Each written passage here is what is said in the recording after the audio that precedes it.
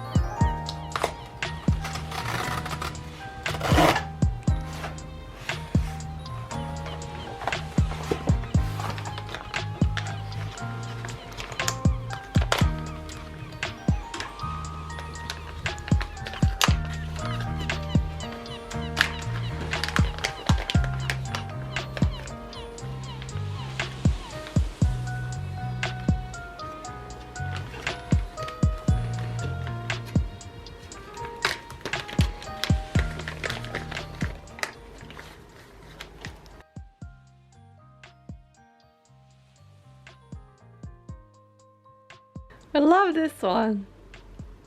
Then this one is a clear sticker, so I'll show you.